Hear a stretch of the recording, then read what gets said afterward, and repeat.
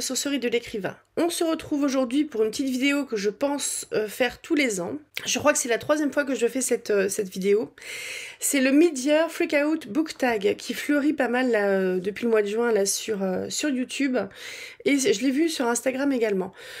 C'est l'occasion en fait de dresser un bilan à la moitié de l'année pour savoir où est-ce qu'on en est de nos lectures, est-ce qu'il y a des choses qui nous ont plu, est-ce qu'il y a des choses qui ne nous ont pas plu, et quoi de mieux que de fêter la fraîcheur qui commence à arriver que d'avoir pris une douche juste avant.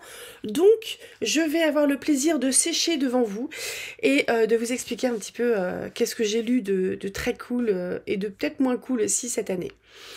Alors, quelle est ta meilleure lecture de ce début d'année 2025 ? C'est Promesse du bout du monde de Johann von Haff. Donc Johann von Haff, c'est une autrice indépendante et également éditée en maison d'édition, peut-être bien chez Addictive, je sais plus, sous un autre nom, Mia Carré. Enfin, c'est une autrice prolifique de romance et une de ses séries s'appelle Kalahari. Oui, la série Kalahari. Donc, le point de départ en fait de ces séries de romance, c'est un pays fictif d'Afrique, du sud de l'Afrique, l'Afrique australe, qui est voisine en fait de l'Afrique du Sud, qui est réelle, elle. Et c'est un pays qui va sombrer dans la guerre civile. Donc il y a un préquel qui s'appelle Il était une fois le Kalahari, où on va suivre des points de vue de plusieurs personnages qui vont subir cette guerre civile de plein fouet, parce que on va voir un petit peu ce qu'ils sont avant, ce qu'est leur vie avant, et comment leur vie vole en éclats, et qu'est-ce que leur vie va devenir après la guerre civile. Donc Il était une fois le Kalahari, c'est une histoire que... C'est un préquel qui est assez court, il doit faire 120 pages, un truc comme ça, si vous voulez l'acheter. 120 pages au format papier, et par contre, je trouve que c'est un livre que j'ai énormément apprécié, moi, ce préquel, parce que je l'ai trouvé très réaliste par rapport à des situations de guerre civile de ce genre. Ça m'a rappelé en fait Bon, moi j'ai la chance de ne jamais avoir connu la guerre et de ne pas avoir connu de guerre civile. Mais ça m'a vraiment rappelé des reportages que j'avais vus, donc des documentaires par exemple de James Nashtway, je sais pas le prononcer, mais également des films comme Beast of No Nation, Blood Diamond, peut-être La chute du faucon noir aussi. Mais c'est des films que j'aime bien regarder de temps en temps sur les conflits. C'est des thématiques en fait qui me font mal au cœur, ce qui fait que je vais pas lire ou regarder beaucoup de choses sur ces questions-là, parce que moi ça me fait mal au cœur, donc j'ai envie de me préserver. Il était une fois le Kalahari, je pense que c'est un livre qui est nécessaire dans la série. Ce sont tous des tomes compagnons, mais vous pouvez tout à fait les lire indépendamment les uns des autres. Moi j'ai fait le choix de les lire par ordre chronologique et pas par ordre de parution, parce qu'il me semble que le préquel est paru après. Mais bref, c'est vraiment une série que j'ai adorée, surtout les deux premiers romans. Et Promesse du bout du monde, on suit donc, c'est le premier roman de cette série, chronologiquement, et on suit Amy, qui est une jeune femme australo-africaine qui a le statut de réfugiée sous protection subsidiaire en France. Donc on n'est pas tout à fait sur le réfugié politique sans possibilité de retour au pays. La protection subsidiaire, en gros, je fais un énorme raccourci parce que j'ai pas revérifié ce que c'était, mais en gros, une fois que le conflit est fini, vous êtes cordialement invité à retourner dans votre pays, si j'ai bien compris. Et Amy, en fait, comme sa meilleure amie Lucky, sont deux jeunes femmes qui étaient des enfants d'opposants politiques, mais qui faisaient partie du gouvernement qui est tombé. Leurs parents en fait ont été assassinés. La chance qu'a Lucky, c'est qu'elle n'a assisté à rien de tout ça. La malchance qu'a eu Amy, c'est que sa mère a été assassinée alors qu'elle était dans la pièce à côté. Donc autant dire que les deux filles ont un rapport complètement différent à leur pays parce que Lucky veut retourner dans son pays pour le reconstruire. Amy, c'est pas possible. Elle est traumatisée, c'est pas envisageable pour elle. La chance, entre guillemets, qu'a Amy, et je trouve la très grande force de Promesse du bout du monde. Amy est une africaine blanche. Elle est blanche, elle a les cheveux auburn. Elle se fait passer pour une anglaise dans la mesure où, quand on lui dit qu'elle vient d'Angleterre, elle ne dément pas. En plus, elle est anglophone. Et Lucky, par contre, est une jeune femme noire. Elles ont tous les deux le même âge maintenant. Elles doivent avoir 25 ans à peu près dans Promesse du bout du monde. Et en fait, les accords de paix sont signés dans l'Afrique australe, ce qui fait que Amy et Lucky peuvent, non, c'est même pas peuvent, c'est doivent rentrer. Elles doivent quitter la France, qui les avait accueillies. Pendant. La France les avait accueillies pendant 8, 9 ans, 10 ans, un truc comme ça. Elles sont majeures toutes les deux. Et ces jeunes femmes ont été accueillies dans la famille de Chandra. Chandra, qui est un reporter de guerre, qui est français, mais qui est d'origine indienne d'Inde. Et tout le monde se rend compte en fait que ça va être très compliqué, enfin que c'est juste pas possible pour Amy de repartir dans son pays. Donc la solution qu'il trouve, c'est que Chandra va épouser Amy. Donc c'est un mariage blanc. Mais du coup, il faut que ce mariage ait l'air d'être un véritable mariage pour que ça fonctionne et pour qu'Amy ne soit pas reconduite à la frontière. Et le truc qui complexifie aussi cette histoire-là, c'est que Amy, quand elle a connu Chandra, Chandra c'était un jeune reporter de guerre très idéaliste qui maintenant est quand même un peu plus différent, il est un peu plus mordant. Et Amy, en fait, elle arrive pas à se défaire d'une espèce d'amourette adolescente qu'elle a envers Chandra. Et personne ne s'est jamais rendu compte que, à part peut-être Lucky, qu'Amy est amoureuse de ce gars-là. Donc ça fait une situation qui est pas facile du tout, où Chandra, c'est un gars qui n'a pas de filtre non plus et qui arrive facilement à mettre en boîte les gens et en fait, Amy, elle n'a pas besoin de ça. Donc ça part sur des situations qui sont assez conflictuelles. Promesse du bout du monde, ça se passe essentiellement à Paris. Ça se promène un petit peu aussi, mais ça se passe en France. Ça se passe essentiellement en France. Comme j'avais envie de vous parler de la suite... Alors oui, je vais faire un groupir sur Promesse du bout du monde. Parce que, quel est ton dernier book boyfriend? Eh ben moi, je suis très amoureuse de Chandra. Des Promesses du bout du monde. Chandra, c'est donc un reporter de guerre qu'il est encore et qui, dans Promesses du bout du monde et dans les livres suivants qui sont Résilience et Reconnaissance, si je ne me trompe pas, Chandra, il découvre en fait alors que l'Afrique australe se reconstruit après la guerre, il manque un tiers de la population qui a soit été assassinée, soit a été déplacée, soit est victime de trafic d'humains. Donc on n'est pas dans le truc très, très funny. Mais c'est chouette. Franchement, lisez cette série, hein, par pitié. Faites-moi confiance. Chandra, si vous voulez, c'est un gars qui est tout le temps au boulot. Tout le temps, c'est presque une petite star du journal qui l'embauche. Et il fait un petit peu peur aussi aux hommes politiques parce qu'il dit les choses et il les écrit et en fait son journal a une assez grande diffusion et son nom est connu.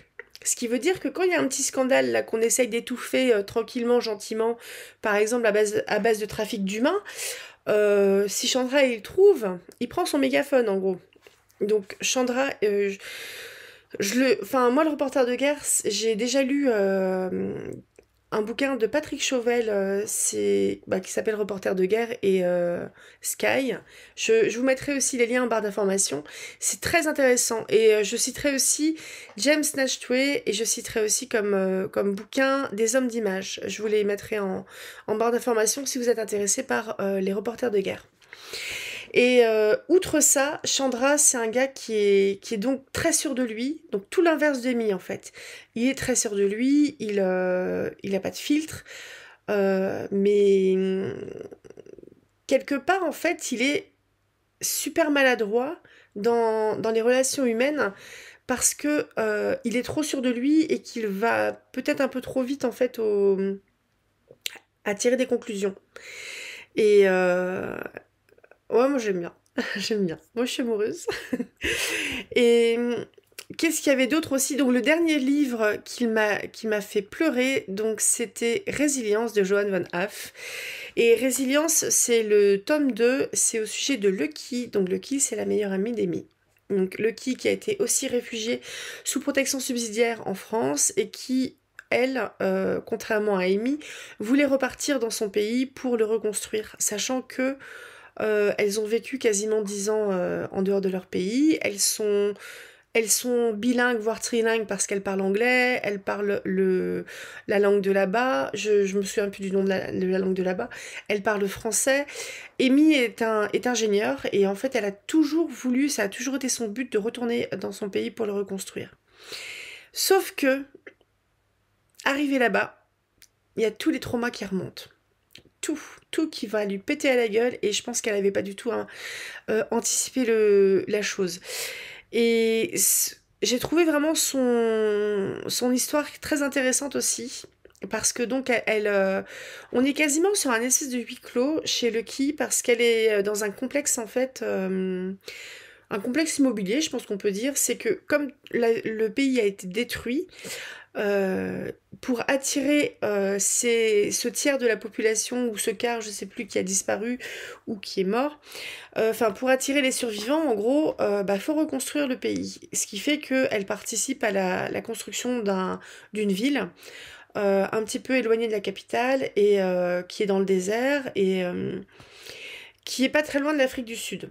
Donc elle est pas très loin de la frontière. Et le truc que je trouve intéressant, c'est que justement, c'est une nana qui est habituée à être très...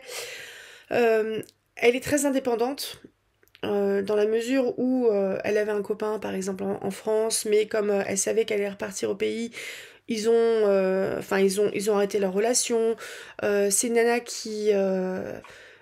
elle a jamais vécu toute seule parce qu'elle vivait avec Amy. Une fois qu'elles ont été majeures, elles ont décidé de vivre toutes les deux et pas dans la famille de Chandra parce que il y avait un peu aussi le côté qu'on voulait pas déranger.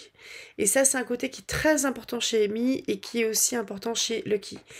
On veut pas déranger. Et Lucky, arrivé dans son pays, il y a tout ça qui remonte en tête en fait. Et puis surtout, elle est solo là. Elle est solo parce que elle quitte une famille presque d'adoption qui était très cocoonante, qui l'a protégée, qui a protégé Amy, etc. Elle retourne dans un pays où elle a plus de famille. Elle retourne dans un pays où elle a des souvenirs qui sont traumatisants parce qu'elle a vu des choses, mais elle n'a pas vu ce qui est advenu en fait à son père et sa mère. Elle sait ce qui est advenu de la mère d'Amy. Mais et il y a tout qui lui remonte en fait à la tronche et en fait il y a un peu tout le monde dans cette histoire-là qui a subi cette guerre et qui doit vivre avec, notamment Queen. Donc Queen, c'est Joanne Von Haff est amoureuse de Queen. Je tiens à vous le signaler. Je crois bien que elle l'avait dit sur YouTube. Et Queen, c'est un gars qui s'était engagé dans les Marines. Queen, je crois qu'il a une double nationalité. Il est australafricain et peut-être bien brésilien. J'ai un doute. Mais bref, il s'est retrouvé dans les Marines. Ma lecture remonte au mois d'avril. Hein. J'ai vraiment pas de mémoire. Queen, il a perdu son frère aussi. Je pense que ses parents ont déménagé en Afrique du Sud ont vécu en Afrique du Sud pendant la guerre. Et il retourne là-bas aussi dans l'idée de protéger tout le monde. Et Queen, dans sa tête, en fait, il n'a pas pu protéger son frère. Son frère qui bossait dans les diamants. Et Queen, il a le complexe un peu du héros. Queen, il veut protéger tout le monde. Et c'est le gars qui est super droit dans ses bottes, c'est le chef de la sécurité du complexe immobilier. C'est un ancien militaire, ce sont tous d'anciens militaires. Euh, le démarrage de la relation avec Lucky, il est assez drôle parce que Lucky, elle a pas de filtre non plus, elle. Lucky, elle a pas de filtre au point où elle peut être vexante. Et en fait, elle a pris un peu tous ces gros malabars là qui ont des tas de muscles. Elle les a pris pour des mercenaires au début, donc elle pouvait pas les blairer.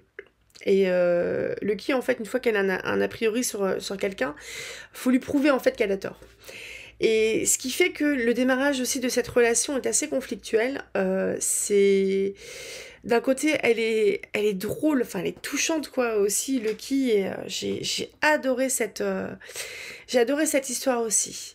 Et pourquoi c'est le dernier livre qui m'a fait pleurer? Parce que on assiste en fait à Lucky qui s'effondre complètement et qui ne peut compter que sur elle, mais aussi sur ces fameux mercenaires qui n'en sont pas, mercenaires qui bossent dans la sécurité, ce sont pas des mercenaires, hein. Mais il y a une solidarité de fou qui se tisse entre elle et ces gens, avec Cobra aussi, Sabrina, qui est la seule femme de l'équipe. Et, et surtout, il y a le niveau de danger qui augmente, ce qui n'était pas le cas pour Amy. Parce que Amy, elle a été quand même relativement protégée en France, alors que Lucky, qui est retourné dans son pays, Lucky, elle a un nom qui est certes connu, mais Lucky, Amy, en fait, si vous voulez, Amy, c'est complètement grillé. Si elle va en Afrique australe, Amy, on va savoir exactement qui elle est et la fille de qui elle est. Lucky, elle a un nom de famille qui est relativement courant. Mais c'est quand même le nom d'opposant politique. Ce qui fait que ça peut être un peu chaud pour ses fesses. Je vais pas en dire beaucoup plus. Je vous invite très fortement à lire cette série. Pour le moment, il y a donc 4 livres qui sont sortis. Il était une fois le Kalahari, le préquel, avec plusieurs points de vue et qui va parler de la guerre civile. Promesse du bout du monde, Amy, mariage blanc, Paris, avec Chandra, un reporter de guerre. Résilience, Lucky en Afrique australe avec Queen, au niveau du complexe immobilier et avec une notion de danger aussi parce que la situation n'est pas si apaisée que ça. Et enfin, c'est Reconnaissance, si je me trompe pas de titre, où là on suit Sabrina, donc Cobra, ce sont aussi des personnages qui étaient dans le préquel, il était une fois le Kalahari, et Enzo. Enzo qui est à une place qui n'est pas évidente du tout, j'en dirai pas plus. Je vous invite à regarder la vidéo que j'ai consacrée à cette série si ça vous dit. La meilleure suite de saga que tu as lue cette année, c'est la saga Greg Brandt de Carl Pino. J'ai fait une vidéo consacrée à Carl Pino, à 3 livres de Carl Pino, donc alors j'ai été très maligne parce que en fait j'ai pas du tout capté ce que j'avais pris comme bouquin, mais j'ai pris, si vous voulez, les débuts de la carrière de Greg Brandt et après la fin de sa carrière à Greg Brandt, sur une série de 4, en fait j'ai pris le début et la fin, mais j'ai pas le milieu. Et j'avais aussi lu pour quelques millions de dollars, un truc comme ça, pour quelques millions de dollars, un one shot. Et Greg Brandt, la meilleure suite de saga que j'ai lue, c'est en fait le préquel. C'est Greg Brandt qui est un jeune policier qui arrive à Nantes. Il arrive, je crois bien, de Paris. Et comment en fait il va construire quelque part sa légende. Parce que si vous voulez, dans le dernier bouquin, c'est un gars qui est connu. Il est connu des milieux policiers, il est connu des milieux criminels, etc. Je vais peut-être pas être super précise parce que ma lecture remonte au début de l'année, donc je pense décembre-janvier. Greg Brandt, c'est un flic c'est un flic à l'ancienne. Je pense qu'on n'en fait plus des comme ça. Donc c'est un flic qui a été jeune policier en 1976 à Nantes. Donc on est à une période où l'homosexualité, par exemple, ça a pas forcément bonne presse. On n'est pas encore au début du sida. On est dans les débuts de la toxicomanie également, enfin ça fait un moment. Je me souviens plus exactement de l'histoire que c'était. Honnêtement, je m'en souviens plus. Je me souviens juste qu'il y a une relation qui est super touchante de Greg Brandt, qui est un jeune de 30 ans, hein. Il a une fin de vingtaine, un début de trentaine, et qui va nouer une relation privilégiée avec le restaurateur vietnamien qui habite en dessous de chez lui. Et qui va lui donner d'ailleurs des pistes, et qui connaît du monde. Il est pas... c'est pas quelqu'un de malhonnête, si vous voulez. Mais c'est quelqu'un qui connaît plein de choses. Et qui connaît plein de gens. Je me souviens plus du tout de l'histoire que c'était, par contre. Mais je vous conseille vraiment, si vous aimez les polars, de regarder ce que fait Carl Pino. Il a fait une série de 4 livres donc sur ce policier précis à Nantes qui s'appelle Greg Brandt. Donc c'est soit chez La Joanie, soit en poche chez Palémon. Et également, donc pour quelques millions de plus, je crois. Et sa dernière sortie, c'est Maudit Français. Là, c'est un Français breton qui se retrouve policier au Québec. Et avec des notions de... Il me semble qu'il y avait des notions de peuple autochtone aussi. Donc est-ce qu'il n'est pas sur des réserves? J'en sais rien. Je me souviens plus, je ne l'ai pas lu. Mais je vais certainement faire une nouvelle... enfin, une fois que j'aurai lu ces bouquins-là, je referai une autre vidéo sur Carl Pino, que j'ai rencontré et qui a dédicacé des bouquins qui est très sympa. Je vous mettrai son compte Instagram, ainsi que pour Johan Von Haff. Quelle est la parution de cette année que tu as le plus envie de lire? Alors c'est Nous, de Christelle Dabos. Christelle Dabos, c'est l'autrice de La Passe Miroir, une série de 4 bouquins. On est sur de la fantasy, plutôt young adulte, adolescent young adulte, qui est top. Super découverte d'il y a 2 ans peut-être. C'est l'autrice de Ici et seulement ici, un roman si jeunesse plutôt dystopique il me semble. Et aussi Et l'imagination prend feu. Je renoue avec mes vieilles amours en vous invitant dans un monde qui a ses propres lois, ses propres possibles, ses propres interdits et de bons vieux baladeurs à piles. Nous est une humanité qui ressemble à la nôtre à un détail près et pas des moindres. Tout le monde a un instinct au service de la collectivité. Nous, c'est aussi et surtout l'histoire de Claire, une confidente un peu trop secrète, de Goliath, un protecteur un peu trop casse-cou, et de bien d'autres destinées qui vont se lier à la leur. Et puis dans nous, tout est parfait. Tout est parfait.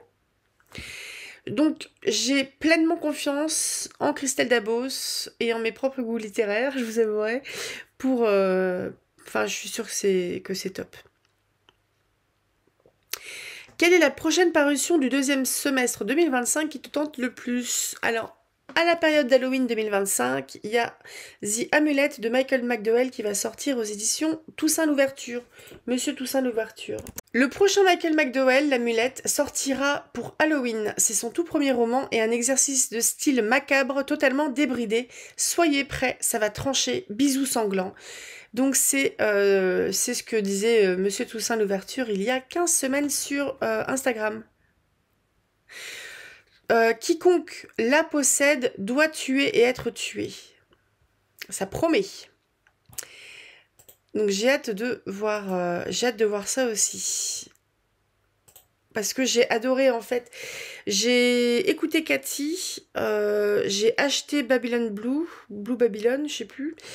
J'aimerais bien acheter aussi les... Oh, le truc là, en Louisiane, là, je sais plus comment ça s'appelle. En fait, McDowell, j'aime bien. J'aime bien, j'ai vraiment adoré Cathy, parce que je trouvais ça assez fun, donc... J'agite mon petit drapeau blanc. Quelle est ta pire déception en 2025?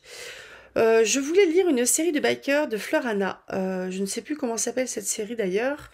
Et c'était dans le cadre de l'abonnement Kindle. J'aimerais bien faire une vidéo sur cette série parce qu'il y a Hot Shot, son dernier bouquin qui est sorti.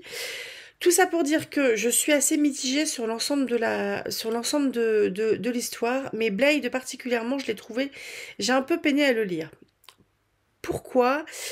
On est sur... bon, j'ai l'impression qu'on est sur des choses assez classiques au niveau d'une romance avec des bikers.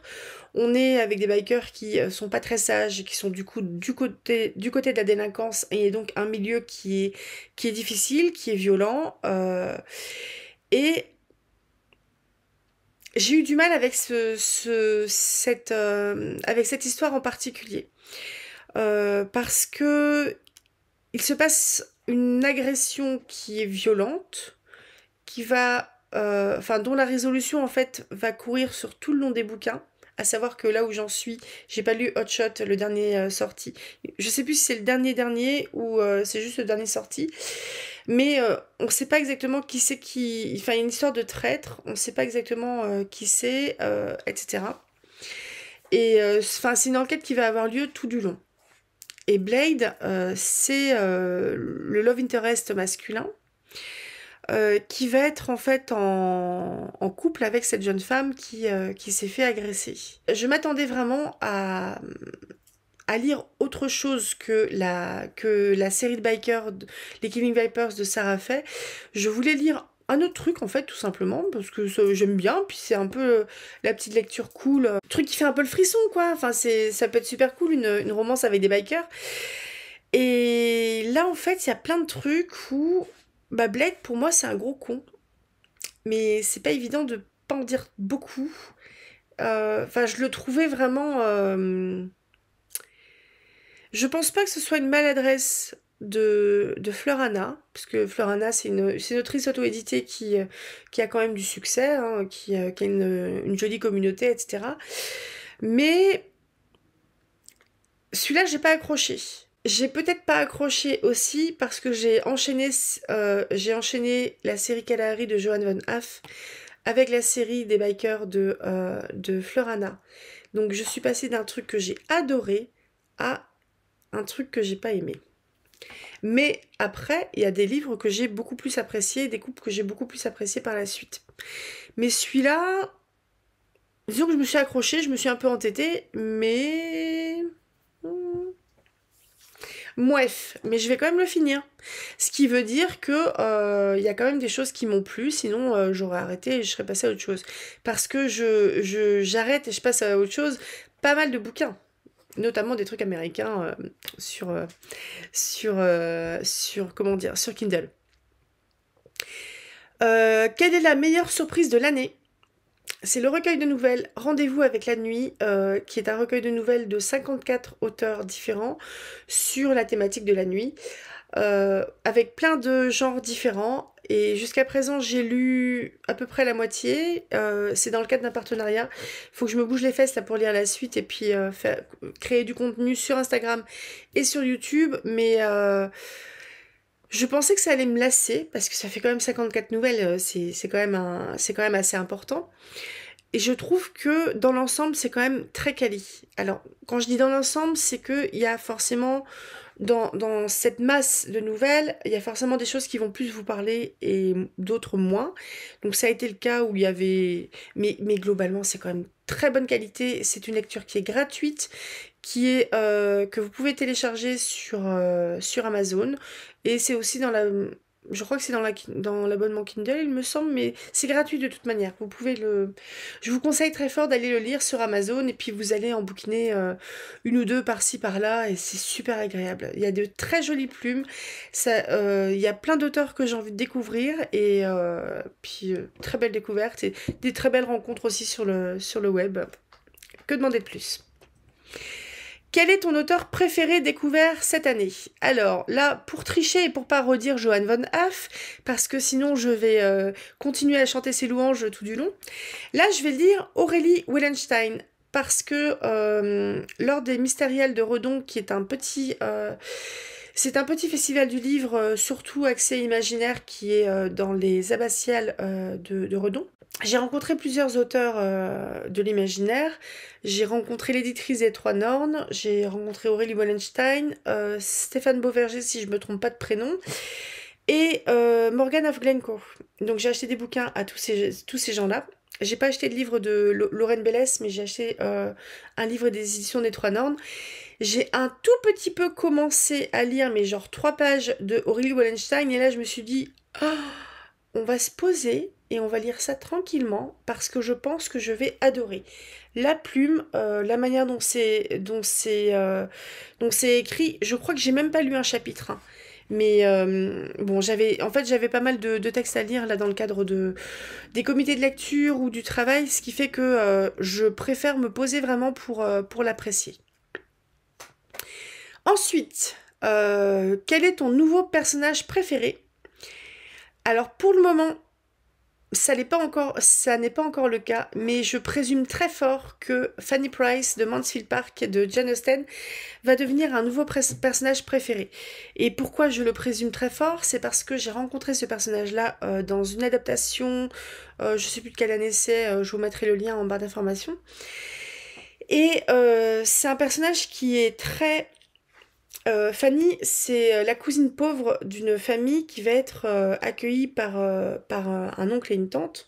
C'est parce qu'en fait, ses trois sœurs, sa maman fait partie d'une fratrie de trois sœurs. Et la mère de Fanny, elle s'est mal mariée dans la mesure où elle était de petite noblesse, elle a épousé un homme qui était désargenté. Elle a fait plein de gosses, ils vivent dans la pauvreté. Et, Fanny, en fait, elle a été accueillie comme une cousine pauvre, en fait, par sa tante et son oncle qui vivent à Mansfield Park, qui est un grand château avec un grand domaine. Et elle est plus ou moins traitée comme la boniche. Dans la mesure où personne ne fait attention à elle, personne ne... euh, elle est vraiment la boniche, la cousine pauvre. Mais Jane Austen, elle est très douée, je trouve, pour écrire tout ce qui est petit et mesquin, bas chez les gens, et là, c'est vraiment le cas. Et Fanny Price, elle a tellement intériorisé le fait que elle ne compte pas, que son avis ne compte pas, que elle n'est pas importante, qu'elle ne demande pas grand-chose, enfin, elle demande rien, en fait. Et la seule personne dans son entourage qui prête attention à elle, un tant soit peu, c'est Edmond, c'est son cousin. Le fils de cet oncle et de cette tante fortunée. Pour le moment, au niveau de la lecture, là, sur la chaîne, je suis à une bonne moitié de la première partie, donc il y a 3 parties. Donc on n'est pas très loin, on a peut-être un quart du bouquin à peine. Mais je sais que c'est un personnage qui, un moment, va s'imposer un peu et qui ne va pas lâcher quelque chose. Et j'ai très hâte de lire ça sous la plume de Jane Austen. Parce que c'est un personnage que j'avais eu mais une intense envie de protéger dans le film. J'étais prête à sortir ma pelle, tout ça. Donc voilà. Je remets juste un petit coup sur quel est le dernier livre qui m'a fait pleurer, parce qu'il y avait Résilience de Johann von Haff, mais il y avait aussi Sido de Colette. C'était le deuxième chapitre qui s'appelle Le Capitaine. Donc c'est un roman autobiographique où on a d'abord Sido, donc sa maman, le capitaine, son papa, les sauvages, ce sont ses frères. Elle parle très peu de sa sœur. Euh, Elle a un frère du même lit, un frère et une sœur de sa mère, du côté de sa mère. Et bref, le chapitre qui était consacré à son père, je l'ai trouvé mais touchant. Si vous avez envie de découvrir Colette, c'est très court. Je l'ai lu il y a quelques semaines. Et c'est je vous mettrai le lien en barre d'informations si vous souhaitez. C'est une plume qui est assez poétique. Je pense qu'il y a quand même il y a une part autobiographique qui est certaine. Et je pense qu'il y a aussi une part de mise en scène, en quelque sorte, du personnage qu'elle est. Et j'aime bien. Moi, franchement, j'aime bien. Quel est le dernier livre qui t'a rendu heureux? C'est Ézéchiel et l'âme égarée de Christina D'Amico et Mélanie Mendes. Ézéchiel et l'âme égarée, on est sur de la fantaisie presque biblique, je pense qu'on peut dire de la fantaisie biblique. Parce qu'on est Ézéchiel, c'est un jeune démon qui est en formation et qui est chargé de faire son boulot de démon, à savoir de torturer des âmes. De torturer des âmes qui ont fait des choses pas très cool. Et sauf que bah, pour un démon, ça fait un peu comme le sorceleur. Pour un démon, il a quand même vachement d'émotions, de sentiments. Et torturer des âmes, c'est pas le truc qu'il aime trop. On est chez un jeune, hein, il est adolescent.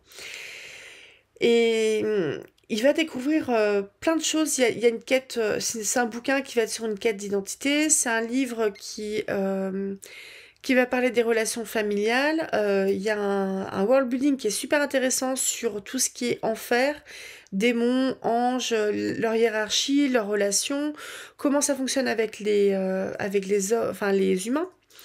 Je trouve que c'est très inventif. Ça me donne très envie de découvrir la suite. Je ne dis rien. Quel est le plus beau livre que tu as acheté, reçu dernièrement? Une couronne d'os et d'épines de Émilie Norxen aux éditions Les Trois Nornes. C'était le... Alors, à part les deux albums, La forêt aux fleurs d'or et La forêt aux fleurs d'argent, et puis le deuxième tome de la duologie de Lorraine Bellès, donc j'ai à peu près tout le catalogue maintenant. Donc, je vais sûrement participer aussi à la campagne Ulule pour La gloire des charognes, parce que moi j'aime bien en fait cette nana là et j'aime bien le travail qu'elle fait sur YouTube aussi dans le cadre des mots de l'imaginaire. C'est le premier roman édité de Émilie Norxen. Alors, servir le royaume, qu'importe le prix, qu'importe le moyen. Bien au nord, dans le royaume de Kneim, je sais pas le prononcer, les dieux, les anciens et les eaux veillent. Le souvenir du roi Théodore, dit le boucher, hante toujours ses habitants. Pour survivre aux hivers glaciales du dieu Wyrn, ces terres doivent rétablir les alliances défaites sous la lame des conquêtes du feu dirigeant sanguinaire. Naïla appartient au sang sombre.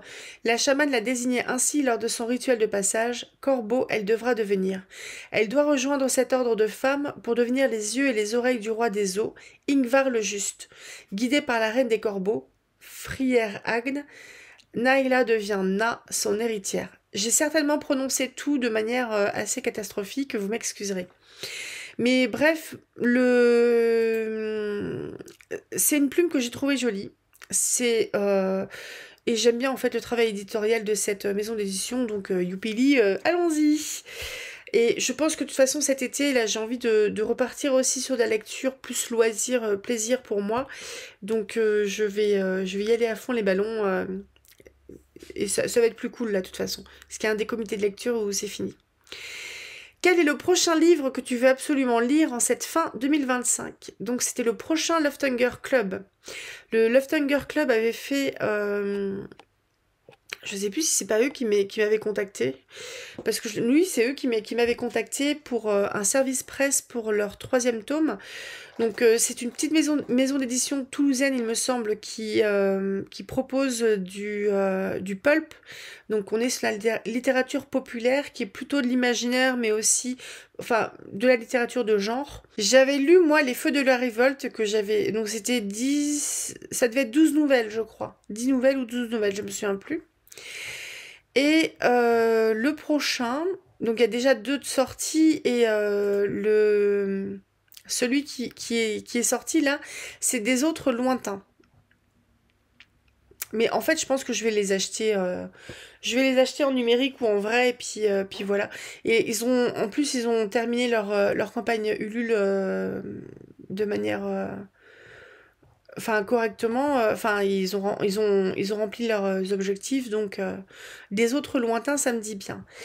Et aussi, tiens, que je n'avais pas noté. Le prochain livre que je veux absolument lire en cette fin 2025, c'est la trilogie des contes d'hiver de Merima Haelstrom. Elle a fait une réécriture de contes. On est plutôt sur des contes qui se passent dans des pays froids. Donc on a Baba Yaga en Russie, on a le Yeti, et on avait aussi Krampus.